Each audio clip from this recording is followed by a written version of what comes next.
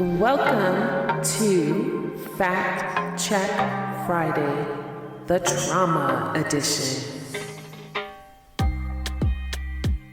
Hello, my bright, beautiful souls. Welcome to Fact Check Friday. You know that intro, it is starting to really grow on me. So I think we're going to keep it. Yep, we're going to keep it. Let's see how it goes. So thank you so much for showing up. We have had a long week. This has been a long week. You know that, guys? But it's been a blessed week. So I hope that you guys are blessed by the podcast. The numbers are showing. You guys are showing up and showing out. You want to heal. You want to grow. And I'm so proud of you. I am super duper proud of you. When we start healing ourselves, we have a responsibility to show others how to heal. And when you're sharing by word of mouth, you're sharing with your friends, you're sharing with your family, you're giving them the opportunity to grow. We all want to grow. Thank you for sharing what God has placed in me. So, it is Friday. It is fact check time. And all we are doing is taking everything that we learned from the week and bundling it up and bringing solutions to the problem. Did you know that the enemy wants you to walk in blindness, hurt, pain, stress, and more? He uses that weakness, exploits it to make us weaker. But God, honey, let me tell you, but God, we have a Redeemer who lives that says, my grace is sufficient. And Paul can say, in my weakness, he makes me strong. One day I was sitting in a church service and we had a guest speaker. Let me tell you, the introduction was amazing. This man traveled around the world. He's a motivational speaker. His story was just phenomenal. And I'm not going to say his name right now because I haven't contacted him to see, branding rights and all that great stuff. So I don't want to say his name, but you can definitely Google him. And he came out with no arms and no legs. You could feel the heavy silence right there in that auditorium. Everybody was dead silent. And then a split second, there was an explosive of applause. And people were standing, they were clapping. And by the time he was done, there was not a dry eye in the building. And I thought about that. Why? Why are we crying? Why are we feeling the feelings that we're feeling? And here's my guess, and this is just a personal observation. When we look at our circumstances and what we've been through, we say, well, it's not as bad as that guy. Then we transition as we continue to hear the story. We transition into, but what if that could have been me? What if I was in that situation? What if I did not have arms and legs? What would life be like for me? Then we circle back to him and we begin to see him in a different light. Some people may feel shame, pity, empathy, hurt for him. Then he began to explain his journey. And here's what's interesting as part of that journey. He says he started praying for arms and legs. And if you read his story and look to see the process that he went through, it just makes your heart melt. He talks about suffering from depression, and he talks about all the emotions that he went through. It's not too much different than you and I as survivors, what we have gone through. Our disability may not look the same way, but the emotional process looks pretty much familiar. But God's grace is sufficient, because where he was deficient, God has supplied all of his needs, and he has become efficient in being a message for the most significant, who is our Lord and Savior Jesus Christ, across the world. So where does that leave you, bright soul? Where does that leave you? It leaves you getting the knowledge and the wisdom and the facts so that you can live out your God-given purpose, whether that's in your home, in your city, in your county, in your state, in another state, across the nation, across the world, whatever purpose God has given you, getting the knowledge and the wisdom so that you can accomplish that is your purpose. You see, the Lord let me know that we all have work to do. We all have a calling. And see, he put his children right there where they need to be. Some of us, we may take a little longer to get there. You know, I'm like Jonah. You gotta put me in the fish, the belly of the fish, in order to get to my destination sometimes. But just like this gentleman who was born with tetraamelia syndrome, so can you. So let's get into it. It is Fact Check Friday. Gave you my lecture for today. So let's move on. Fact check number 1. These are facts that we claim as we are growing up and getting to know who we are in healing our bodies, but in essence, they're actually lies. Fact check number 1. My body is the problem. The truth is, the body is not the problem, it's the messenger. It stores survival responses. Why do we ask for grace from God that we're not willing to give to ourselves? We say, well, if it's from God, then we'll treat it better. Oh, so you think. Remember the Israelites when they were rescued from slavery, and because they were eating the same food in the wilderness every day, they complained and they started saying, I could have just gone back to where I was because at least I was eating good, but they were in bondage. That's what we do. And God provided manna from heaven on their journey from heaven. God provided it. Let me give you a clear picture. There is nothing on earth that tastes as good as the things that come from heaven. I can almost guarantee you that. I've never had it. I've had close. But if it's coming from God directly, I'm pretty sure it was some good stuff. Okay. So if they weren't even happy with what God was giving them, and then they said, God was like, okay, I get it. You're eating the same thing every single day. Let me go ahead and give you some meat from heaven. But I have guidelines. Even in the guidelines, they didn't follow the rules. They complained. Some people stayed out past the guidelines. They just didn't follow the rules. Doesn't that sound familiar with us? The lies that we tell ourselves. So let's get real about this. Once you start giving yourself grace, we will appreciate and recognize the grace God has already given to you. Boom, mic drop. Because see, God is already giving you the grace, but you're so stuck on you that you don't even appreciate it because you can't even give yourself grace. Fact check number 2, or lie. If I can't control my body, I'm failing. This is hard. I'm not going to beat you up on this.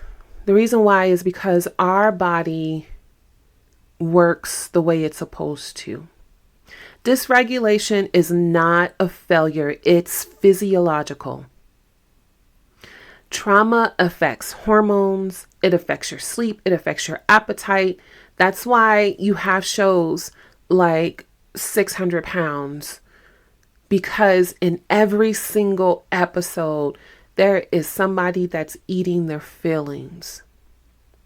trauma. Has nothing to do with the weight itself. It has everything to do with what's underneath, and the body trying to keep up, trying to regulate the things that we're putting into it and us working against it. Sometimes the body will do what the body will do, and that is not bad. So that's why going to the doctor's office is so important. That's why starting there is so important, because if you need any type of medication, it's there. If you need help, you can start there. If you just need to know, guess what? You start there. Fact check number 3, my body should be over this by now. I am 49 years old and I should be over it by now. The truth is, and this is something that I am still learning, bright souls, that the Lord is showing me daily, that it is a process. Healing is a process. One of the fruits of the Spirit in Galatians 5:22, long suffering, patience, that's all part of the development process. The body heals on a timeline shaped by the signals. Does it feel safe? Does it have pressure? What is the surroundings like? So, exploring the nervous system and how it responds is something that you can actually go out there and learn. And in the future, I'll talk about it. I'll get some experts on here to talk about it. And then we can have a better understanding of how being a survivor has created this long-term healing process and how we can get through it.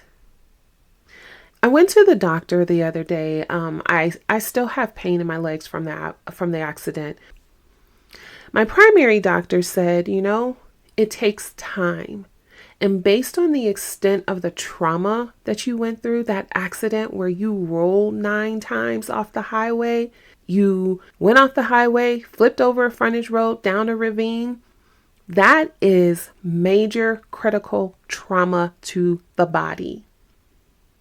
And it takes longer to heal. And the body is going to tell you when it's ready, when it's healed, when we can get back to normal. See, we don't see what's going on inside the body. We don't see how the blood flows, the red blood cell, how it carries oxygen, and how the white blood cells wards off infection. We don't see all the intricacies that how God made us on the inside so that we can heal physically, and it takes time. In essence, we also don't see how God is working, sometimes behind the scenes, in helping us get the healing we need. It takes time. The problem is not that you should be over it by now. The problem is that it takes time and you're going to have to go through the waiting process. Fact check number 4, I'm just an emotional person. I feel like the older I get, the more emotional I become. These emotions are just coming from nowhere. And yes, a lot of it is hormones. And yes, requires doctors. But many emotions, they are actually unprocessed survival responses. Those fight, flight, freeze, and fawn emotions that God equipped us with, that shows up in the body, and it tells us how we should respond in certain situations. Most people think they're too emotional, too sensitive, or overreacting, but the truth is, many of us, the feelings that are overwhelming you aren't really your actual true emotions at all. They're the unsuppressed survival responses in your body. When you were growing up in chaos, and we'll call it chaos because, it brings light to what trauma really is, your nervous system became your protector. It learned to scan for danger, react fast, keep you safe. And as an adult, it stayed in that processing mode. So that same survival pattern shows up, and it shows up faster than most people because most people take time to process what's going on. Our body automatically responds because it recognizes danger faster or what may be considered a threat. Understand that healing starts in the mind and gives your body permission to respond. Right now, your body is responding and your mind is following. That's why rewiring your mind is so important. Take that Rewire Your Mind challenge. Look down below and take the Rewire Your Mind challenge. Click on the link. It's simple. You don't have to do a lot. It's the first steps, easy phases. You don't have to commit to anything hard, but you do have to commit to you. Hey, Bright Souls.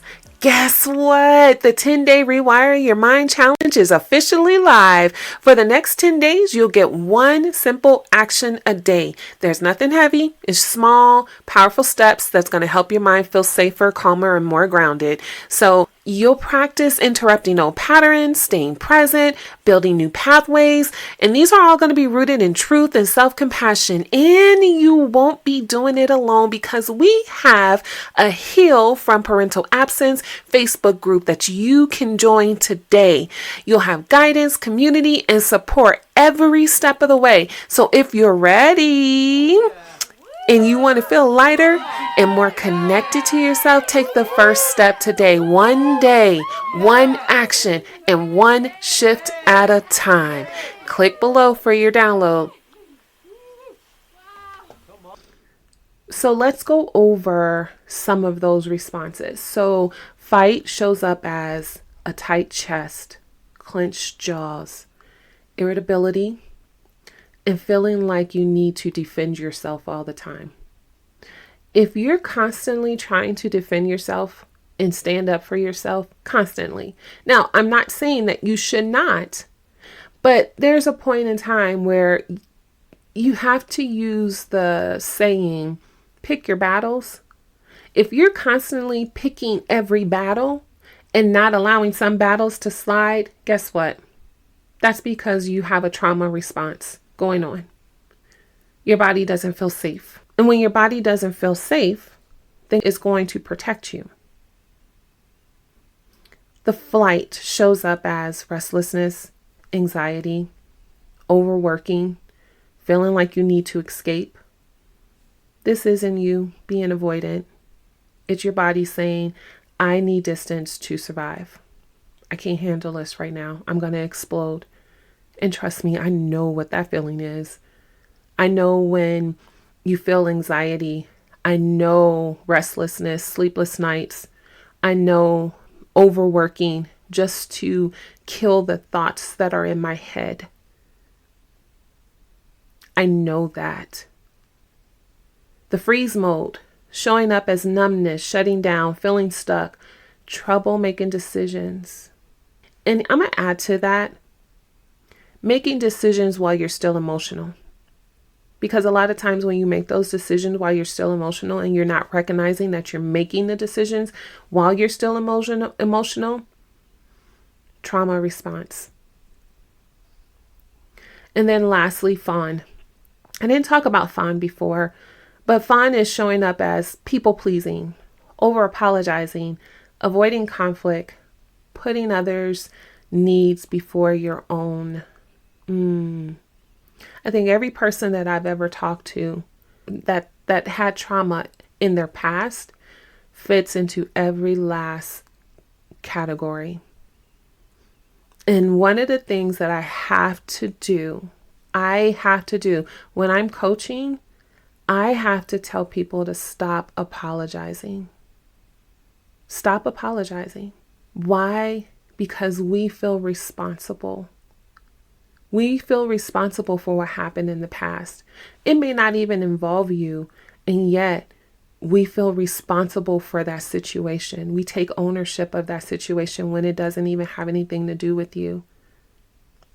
That's because of the trauma that you've been through. And that goes into approval and rejection and all of those things that doesn't align with a good, healthy mindset. And when you recognize these patterns, without shame, you stop fighting your body and you start partnering with it. Healing begins when you understand that your body isn't malfunctioning. It's just remembering, and it has set up these patterns that we're going to have to change. And what you need to do is give yourself compassion. Face the truth. Be in God's presence, but give yourself some grace. Those survival responses, they can soften. They can. They really can. You just have to practice. So fact check number 5, my health issues aren't random. Trauma has a pattern. Inflammation, fatigue, gut issues, chronic tension. It shows up in the body. A body's going to do what a body does. When you start seeing that and you start feeling strange symptoms, head to your doctor. Don't just pass it off. I'm going to tell you, Bright Soul, if you need medication, antidepressant, something to jumpstart and get you back to where you need to be, allow the doctor to diagnose you. That's why God created them. To understand the intricacies of this body. That's why they are specialists in every area. I love my primary because she says, I am your generalist. I know a little bit about everything, but know nothing. I am going to send you to a specialist here, a specialist there, a specialist there, because they studied what you need to know about your body. The things that I don't know, I'm going to get you to a specialist who does. And that's what you need. Fact check number 6, rest is laziness. Rest is a beautiful thing, and I feel like I just don't get enough of it. Rest is a medicine, okay? Rest is medicine for the dysregulated nervous system. It helps your body to repair things like cholesterol, blood pressure, cortisol. If you ever been in the doctor's office and they take your blood pressure and it's really high, sometimes the nurse will say, I just want you to relax. I want you to just breathe so that your blood pressure can come down and it can get close to a normal reading. Well, because your body just does what it does. Rest is so important. You know how much rest is so important? Rest is so important that God did it. Now, I'm not talking about the kind of rest. He did not rest like lay his head down, go to sleep. Now, Jesus did. But what I'm saying is in Genesis 2:2, it says, so the creation of the heavens and the earth and everything in it was completed. On the 7th day, God had finished his work of creation, so he rested from all his work. And God blessed the 7th day and declared it holy, because it was the day when he rested from all his work of creation.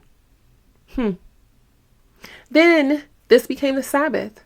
Exodus chapter 20, verse 8 through 11. Remember to observe the Sabbath day by keeping it holy. You have 6 days each week for your ordinary work, but the 7th day is a Sabbath day of rest dedicated to the Lord your God. On that day, no one in your household may do any work. This includes you, your sons and your daughters, your males and your female servants, your livestock, and any foreigners living among you. For in 6 days the Lord made the heavens and the earth and the sea and everything in it, but on the 7th day he rested. This is why the Lord blessed the Sabbath and set it apart as holy. I honestly, when he named the animals, I honestly look at my cats. I think they make every day the Sabbath. I'm sorry. And finally, if you are a New Testament person, Hebrews chapter 4, 9 through 10, for all who have entered into God's rest have rested from their labors, just as God did after creating the world. Let us do our part to enter that rest. But if we disobey God, as the people of Israel did, we will fall. And I truly believe, in my personal interpretation of that, the falling can be several different things. But the first thing that happens, and trust me, I've done this. I have worked 7 days a week. I have worked several hours in a day, over 8 hours, sometimes 60 to 70 hours in a week, if not more. And your body is the first thing that falls before everything else around you. It just does. It shuts down. It doesn't operate properly. So rest is imperative. Fact check number 7. I should be able to pray this thing away. I love prayer. I am a proponent of prayer. I am a receiver of prayer. I am a giver of prayer. I believe in prayer. I believe in walking in faith in prayer. God heals through prayer, but also God heals through process, wisdom, and embodiment. I love Hebrew 11 because it gives us a recap of people in faith that prayed, but answers did not come immediately. Let's start with the scripture that is the part of my memory verse, and that's Hebrew 11:6. And without faith is impossible to please God, because anyone who comes to him must believe first. I put the first in there. I know you're not supposed to add or take away from him, but first, that he exists and that he rewards those who earnestly seek him. So first you got to believe he exists. If you don't believe that he exists, there's no point of praying. It's just words. Secondly, you got to believe that he rewards those who earnestly seek him, which means earnestly means being dedicated.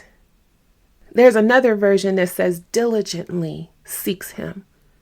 Going after. When you diligent, you are persistent. You're going after it. So you're constantly going to God about this thing. And prayer requires faith. Faith pleases God because we believe that he exists.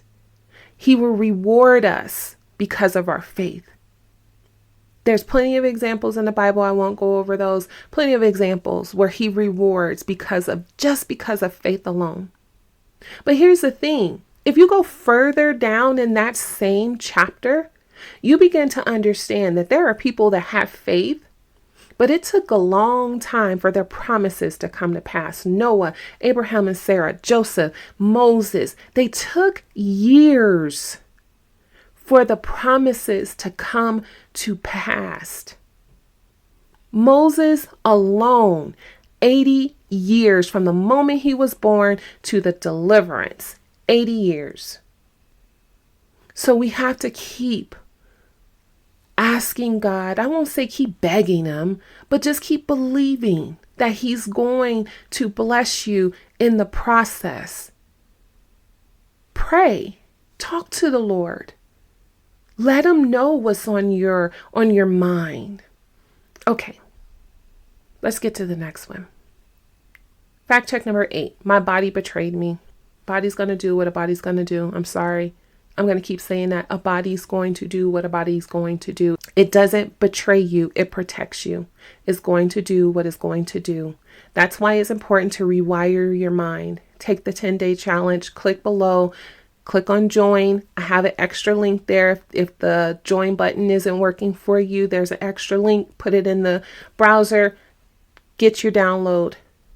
10-day to rewire your mind challenge. I can't trust my body. Trauma teaches us to distrust the body, but healing and prayer teaches us to partner with the body. Body, we are going down I-40 today. My aunt makes fun of me because I love the highway. I love a highway. My husband's the back road kind of guy. He likes taking the roads. I love a highway. I love getting to my destination very quickly. but you have to be in partnership. Your mind has to be in partnership with your body in the direction that you're going. You have to build trust with your body. You have to do breathing work. You have to do grounding. You have to do gentle movements to let your body know, hey, I'm going to roll my shoulders and stretch my hands and rotate my neck so that you can loosen up a little bit, because we're a little bit tight up here, right? We're going to loose. Right now we're experiencing a little bit of stress, a little bit of turbulence in the air, and we need to loosen this thing on out. So let's roll those shoulders. Let's stretch a little bit. Let's do something to be in alignment. Do micro check-ins with your body. Ask your body, hey, what do we need right now? Do we need some water? Do we need to get up? Do we need to go take a walk? Do we need some space? I need to process a few things. So I'm going to get up. I'm going to go get some fresh air. How about that? Finally, in that area, I want you to be compassionate with yourself. I need you to talk to yourself. Sometimes I have to talk to myself. I have to say, self, girl, look, today we are having a bad day. Today we are tired, but we're going to get at least one thing done today. We're not in danger. We're just tired, but we're going to get something done today. Okay. So remember, we are not in danger. We're just going to shift a little bit. We're going to push through, but then we're going to allow ourselves to have some rest. How about that? How do you feel about that? Sometimes I have to do that. I have to tell my body what we're going to do and then treat it. You know, hey, this is the threat. The threat is tiredness.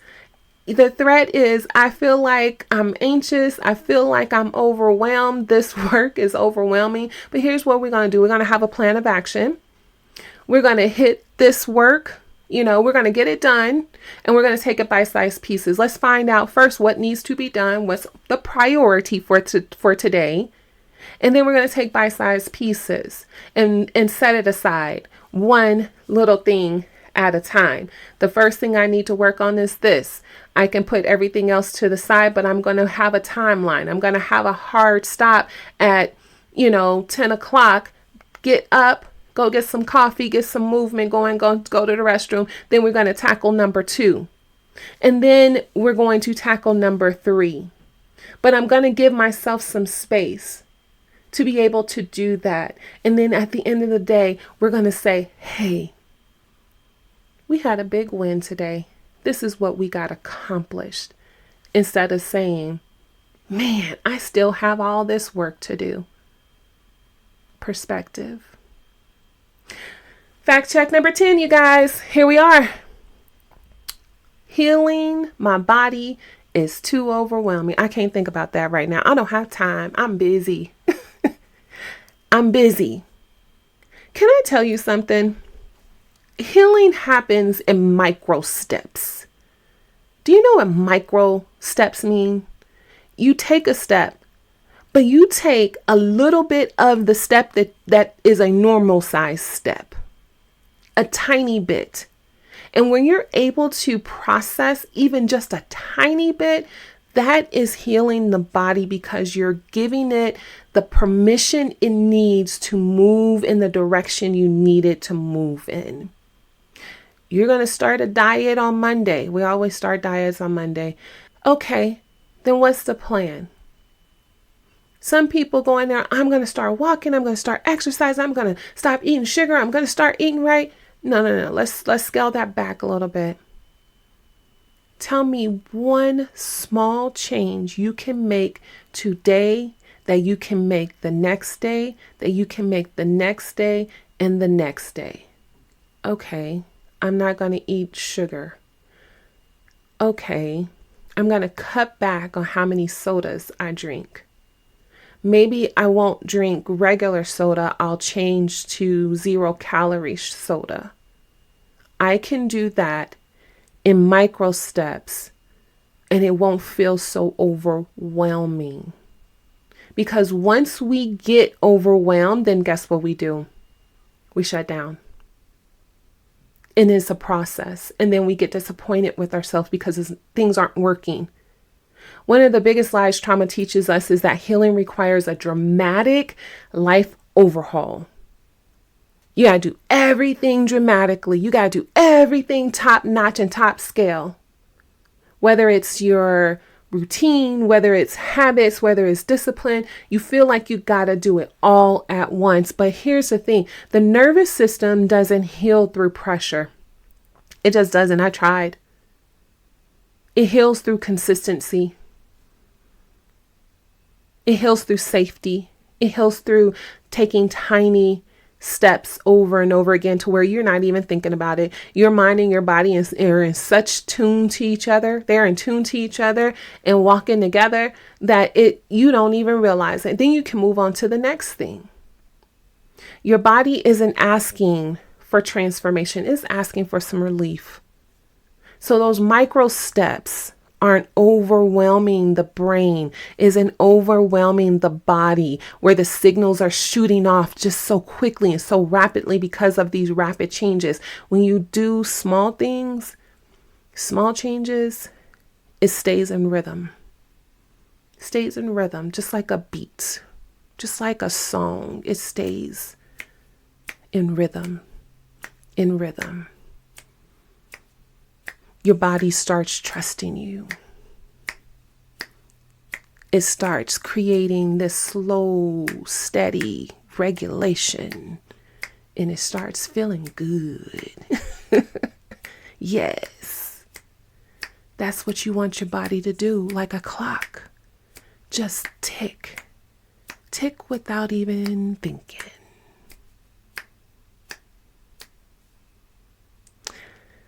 All right, bright souls. I'm coming to the end. I hope I didn't overwhelm you.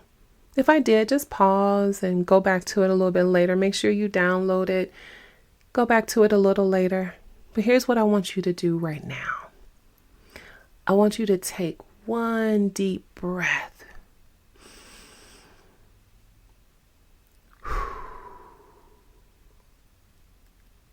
And I want you to count to 10. 1, 2, 3, 4, 5, 6, 7, 8, 9, 10. Feel your body just kind of bring your shoulders down and relax.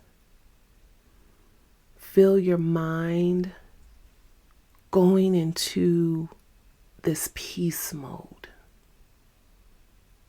Enjoy the silence. Every silent moment doesn't have to be filled. Give your body and your mind the opportunity to enjoy the present.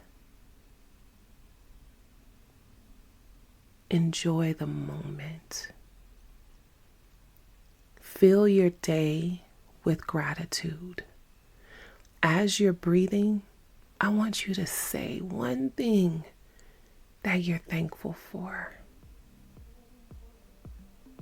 I want you to repeat that one thing. As you're breathing, I want you to tell yourself truths. We are safe.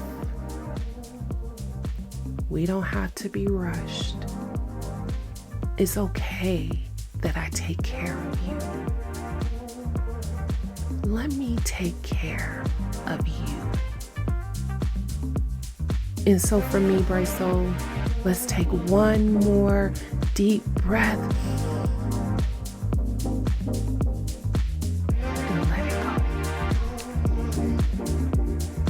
I hope this blessed your soul. This has been an awesome week. I even learned some new things about the body. Don't worry, I'm practicing with you.